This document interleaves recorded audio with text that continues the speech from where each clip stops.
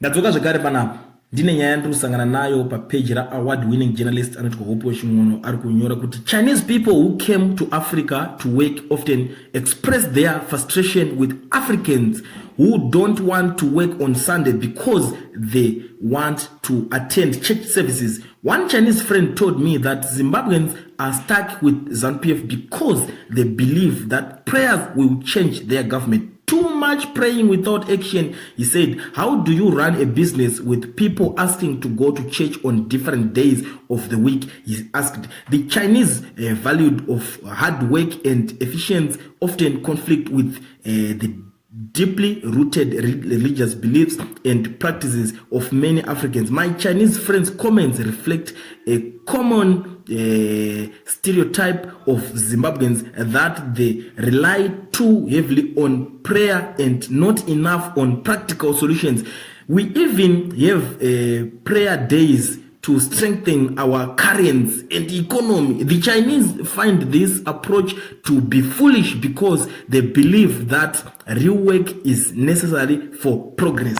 Nyaya kunetsa panapa ndiye maZimbabweans vanenge vachiti kumabasa kwavanenge vachishanda uko anobva kuti anobva murungu wake kuti musi wenedzi ndinokurumidza kubva pabasa ndimanyire kuenda kuchechi. Saka murungu ndachikumbira kuti ndizochaisakana na 3 o'clock because pane midweek service. Musi wemanda anotaura kuti ndoda kukurumidza kuchaisa zvekare ndimanyire kuenda kuchechi. Friday anotaura kuti kunenge kune all-night prayer saka uzondiregerawo Saturday ndichanonokawo kuuya saka ndoda kunogadzirira ndimboenda kakunorara mbijana. Sunday ari kutaura kuti ndiri kuda kuenda kuchechi saka handitouye kubasa kwacho zvamuchose. You see, ndo problem iri kutaurwa panapa kuti saka imimi nyika yenyu yacho inobudirira sei muchibelieve kuti kuenda kuchechi.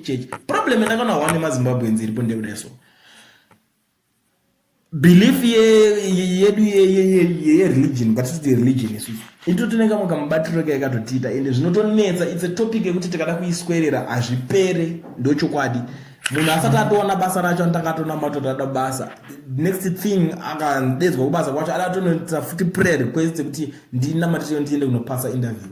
Saka zvese izvo zvaitika ndopari kuzoita problem nemabosses avo manje. Ndopari kuzocomplain panaponza imi maZimbabweans amene kuti muri vanhu vakaita sei church munozobudirira sei. Patozi futi muri kutotora nguva yekuti muri kutonamatira nemari, muri kutonamatira nyika manamatira kuti currency yenyu isimbe, mari yenyu kuti isimbe, munamato yenyu mimi.